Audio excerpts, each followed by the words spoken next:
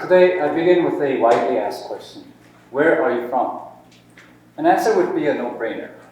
All you have to do is state the country of your birth. Yet for me, that specific inquiry taps into a memory that has sculpted me as a person and my view of life.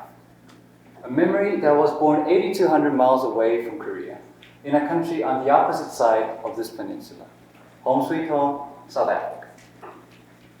Now, witnessing moments that are not from our everyday lives is a privilege, through which one is bestowed with a sense of purpose.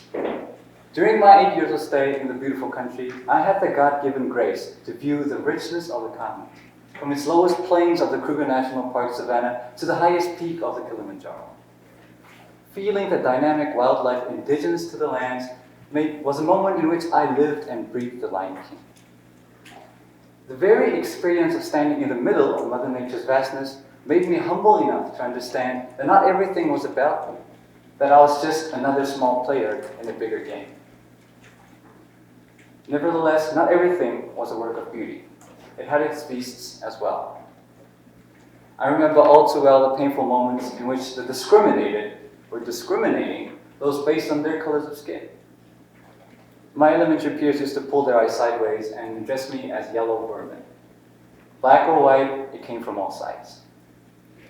Now, was my anger immune to such violence? No. But my fury was directed at a more essential matter, at the very heart of racial persecution itself. The excruciating pain ignited a spark and engraved a message within the then 8-year-old me that someone would have to make a stance, that someone would have to say enough. Absolute poverty, the most poignant international issue we generally encounter through the media, was literally a couple miles away from where I lived.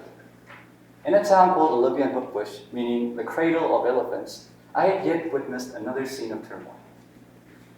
People lived under tin houses packed with worn sets of tires and rotten woods that had seen many rainfalls. Children and adults alike wore garments of torn clothes that barely covered their bodies. I, on the other hand, was dressed with the byproducts of capitalism.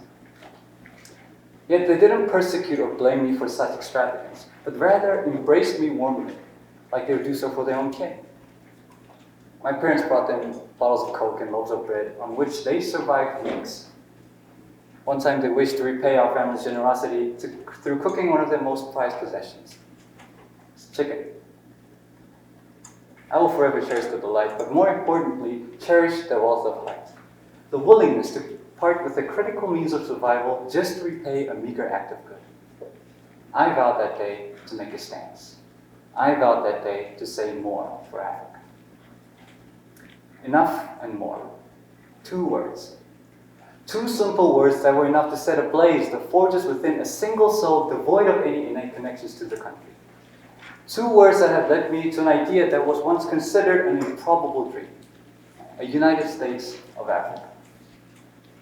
54 countries sitting at the same table, sharing their food with one another, breaking the shackles of the dividers, and coming together under the banner of brotherhood.